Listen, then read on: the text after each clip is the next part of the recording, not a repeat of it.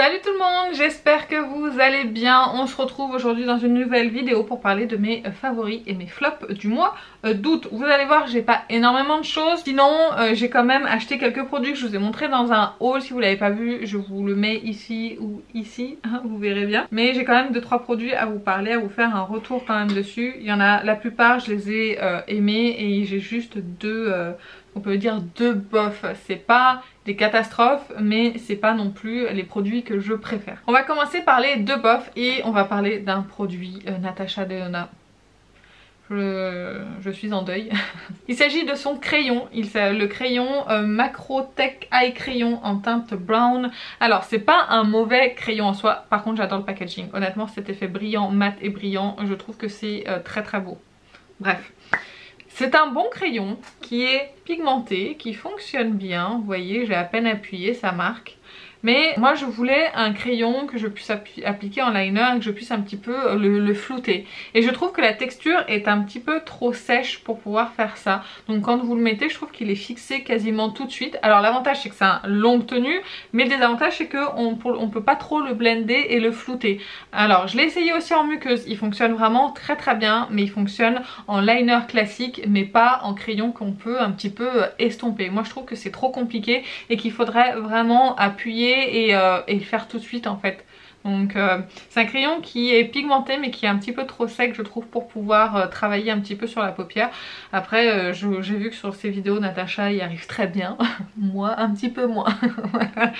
Donc chacun son métier hein, n'est-ce pas, mais en tout cas pour moi je rencontre cette difficulté et un crayon à presque 30 €, je trouve ça dommage qu'il soit pas autant multifonction que ça. Ensuite le deuxième bof, il s'agit du fard à paupières de chez Dior, c'est le 658 beige Mizza métallique. Alors le fard à paupières est sublime. Alors le boîtier est très beau, c'est un boîtier Dior, vous avez un petit embout mousse dedans et vous avez la teinte qui apparemment vous pouvez détacher aussi la teinte du boîtier. C'est une teinte qui est vraiment sublimée, mais vraiment c'est un très très beau fard à paupières, je l'aime beaucoup. Cependant c'est un fard à paupières métallique qui est vraiment très beau, mais qui n'a pas de valeur ajoutée par rapport au Metal Effect de Sephora par exemple. Il n'y a pas de valeur ajoutée je trouve pour un fard à paupières à 36 €. C'est juste ça en fait, c'est juste qu'on pourrait s'imaginer qu'on ait une formule qui soit un petit peu plus innovante, je sais pas, hein, c'est pas mon métier, mais peut-être qu'on pourrait avoir de nouvelles choses. Et là c'est pas le cas en fait, on est sur un fard à paupières classique, métallisé, très beau, mais classique. C'est pas ce que je porte hein, sur les yeux. Ce que je porte là, vous le verrez soit dans la vidéo d'avant, soit dans la vidéo juste après, c'est j'ai appliqué ça avec des produits de la dernière collection Kiko qui sont juste ici. Mais c'est pas celui-là que je porte sur les yeux, même si ça lui ressemble fortement. Très beau fard à paupières, mais on a mieux. On a Glam Shop par exemple si vous voulez. Mais j'étais quand même curieuse de tester et je trouvais la teinte magnifique, donc c'est pour ça que j'ai craqué. Je regrette pas mon achat, c'est un fard à paupières que je vais utiliser bien évidemment. Mais je veux juste vous mettre en garde que pour 36 €, vous attendez pas à un truc de dingue. Maintenant nous allons passer à mes tops et on va passer au top pour les cheveux. J'ai deux produits à vous parler, dont un shampoing qu'on l'on trouve en grande surface. Il s'agit du SF Dream Long qui est plein d'eau, donc je vais faire attention. C'est un shampoing reconstructeur à l'huile de ricin, vitamine et kératine végétale pour les cheveux longs et abîmés. Répare intensément les longueurs sans les alourdir. Alors les shampoings, honnêtement, les shampoings ça lave. C'est la base, c'est pas fait pour être des soins.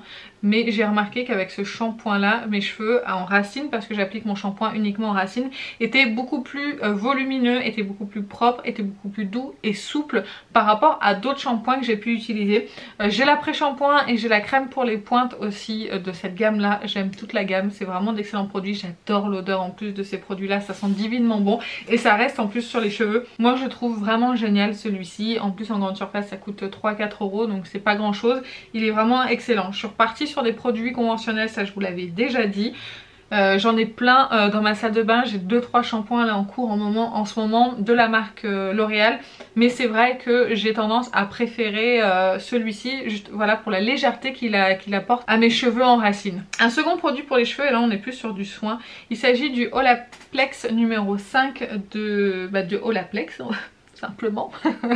C'est le conditionneur revitalisant. Alors ils disent bien qu'il faut le garder la tête en bas, sinon c'est très difficile de sortir le produit. C'est un produit qui est assez épais, mais qu'est-ce que ça fonctionne bien ce truc. C'est un produit qui dit réparer, renforcer et hydrater tous les types de cheveux. Je sais pas si ça fait tout ça, mais en tout cas moi quand je l'applique, mes cheveux sont bien doux, sont bien démêlés, j'ai l'impression qu'ils sont en meilleure santé, en meilleure forme en tout cas. J'ai l'impression que ça lisse quand même pas mal les fourches que je peux avoir, elles sont moins visibles après avoir appliqué ce produit. Les cheveux sont souples, honnêtement je vois une réelle différence avec ça qu'un après-shampoing. Par exemple l'après-shampoing Dreamlong il est très bien, c'est un très bon après-shampoing, il fonctionne bien, mais là on est sur un cran au-dessus. Je sens vraiment qu'il y a du soin pour mes cheveux et que ça les rend encore plus brillants, plus doux. Donc voilà, si vous avez remarqué un changement sur mes cheveux et qui sont plus jolis, c'est en partie grâce à ça et tous les autres produits que j'utilise, mais c'est vrai qu'avec celui-ci je vois vraiment beaucoup plus la différence. Là j'ai le format miniature qui coûte 15 € pour 100 ml, je l'économise, hein, je le fais pas à chaque shampoing, on va dire je le fais une fois sur 2 ou une fois sur 3, mais en tout cas je regrette pas du tout mon achat, c'est vraiment très bien, et ça une fois que ce sera fini je pense que je rachèterai. On va passer maintenant aux favoris maquillage et on va passer donc dans les produits pour le teint. Et j'ai une palette à vous parler, donc sans surprise c'est la palette By Terry, la Hyaluronic Hydra Powder, palette en teinte 1 Fair to Medium. Donc ils disent que c'est des poudres soins visage multifonction. Alors vous avez 4 teintes dans la palette, vous avez un miroir également. Vous avez ce qu'ils appellent des teintes pour unifier, pour matifier, pour sculpter, etc. Je trouve que cette palette est bien pour les teints vraiment très clairs. Je trouve que c'est un poil, je pense que c'est un poil trop clair pour ma carnation. Je m'explique parce qu'en fait si vous voulez sur mon teint, les 3 teintes qui sont ici et en particulier ces deux là, on voit pas tellement la différence. Là vous avez une teinte qui est un petit peu plus chaude, là vous avez une teinte plus froide rosée et là vous avez des teintes qui sont un petit peu plus marronnées on va dire, et ça j'aime bien par contre pour poudrer les bronzers crème, je vais vous en parler juste après. Ça fonctionne hyper bien pour ça. Et là après vous avez 3 poudres que j'applique, celle-ci, alors celle-ci peut-être un petit peu moins, mais que j'applique celle-ci ou celle-ci sur mon teint. Honnêtement je vois pas la différence. Celle-ci honnêtement non plus, donc je suis contente qu'ils aient fait des nouvelles poudres, mais je vois pas vraiment la différence. Après j'apprécie quand même que ces teintes colorées soient moins blanchissante que la version blanche en fait de cette poudre là, parce que je le vois un petit peu le côté blanc de la poudre quand je l'applique, alors pas du tout avec ces teintes là. Donc c'est vrai que c'est quand même une excellente palette, je suis très contente de l'avoir achetée.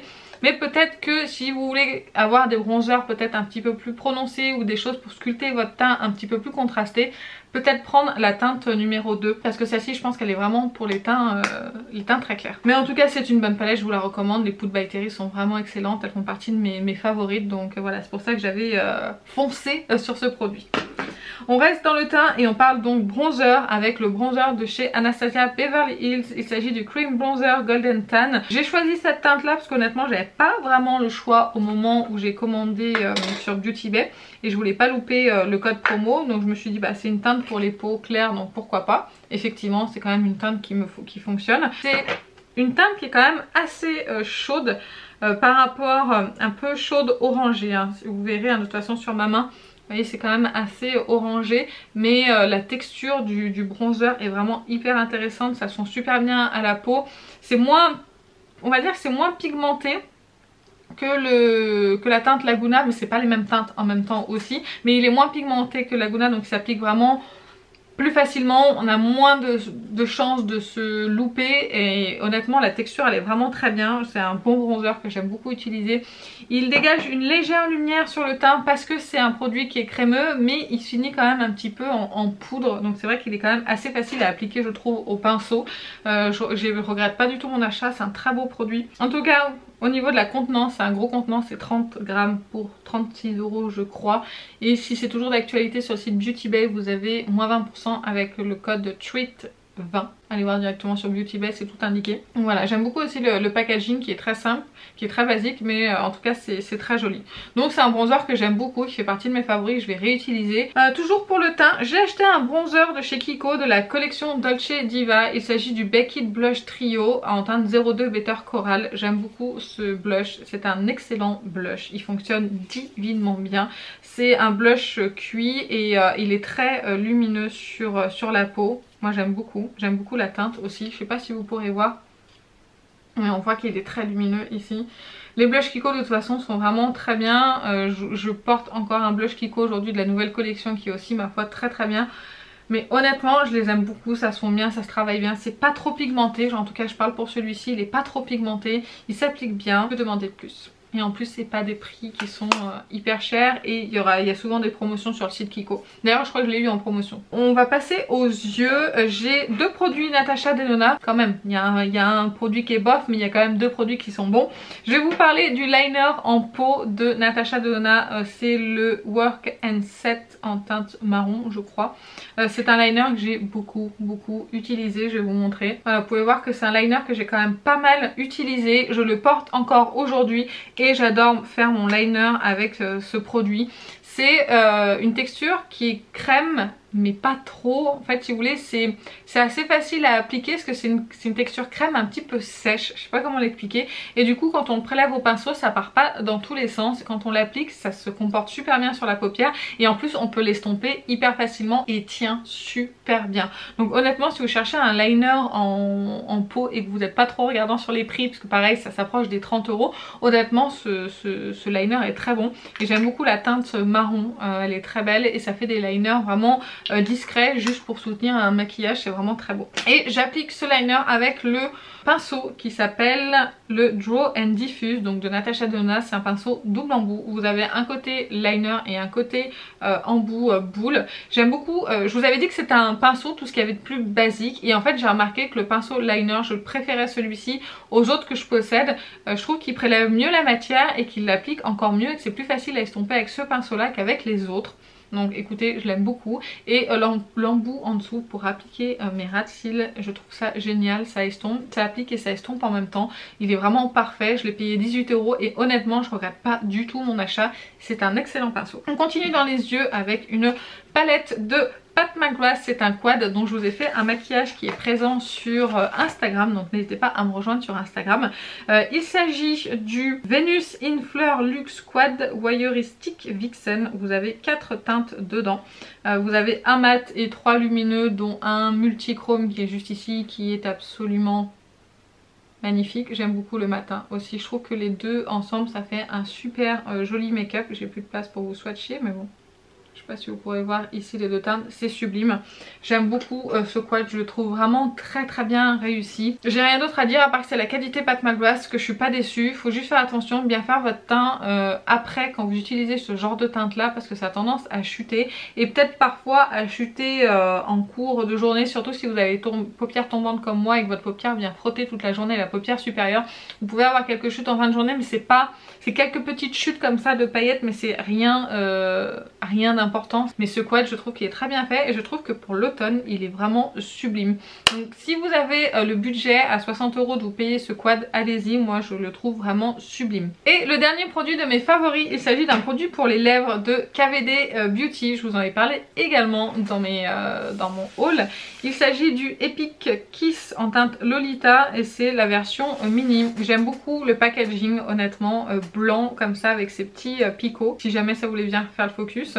Et honnêtement c'est très joli, c'est un super beau produit, j'aime beaucoup le packaging. Il coûte vraiment pas très cher, hein, 12 €, c'est vraiment pas grand chose. Et vous avez un espèce de, on va dire, de baume à lèvres teinté qui tient plutôt bien sur les lèvres. Voici la teinte qui est juste ici. La teinte Lolita est une très jolie teinte chez KVD. J'ai pas d'autres produits de cette teinte là mais je découvre avec celui-ci et j'aime beaucoup. Et c'est une teinte comme ça un petit peu mauve marronné que j'aime vraiment beaucoup. La texture est très intéressante, c'est très facile à appliquer. Après l'embout il est vraiment petit donc vous faites pas toute votre lèvre, en tout cas moi non, d'un seul coup, donc c'est vrai qu'il faut venir la remplir un petit peu. Mais du coup l'embout il est très précis pour appliquer sur le contour de la bouche. Donc honnêtement c'est un produit que j'aime beaucoup. C'est un produit lumineux que j'aime bien et que j'apprécie appliquer. Donc ça c'est un truc que je peux vous recommander si vous aimez ce genre de produit un petit peu crémeux, bien pigmenté. Et bien écoutez, j'en ai fini avec mes favoris du mois d'août. J'espère que la vidéo vous a plu. Si c'est le cas, n'hésitez pas à la liker et à vous abonner. C'est juste en dessous que ça se passe. Dites-moi en commentaire vos favoris et vos flops du mois. Ça peut peut-être me faire découvrir plein de choses. N'hésitez pas, que ça soit du soin, du cheveu, du make-up, tout, j'aime bien découvrir de nouvelles choses, donc dites-moi tout ça en commentaire. Et écoutez, sur ce, je vais vous laisser, je vous fais plein d'énormes bisous et je vous dis à très bientôt. Salut!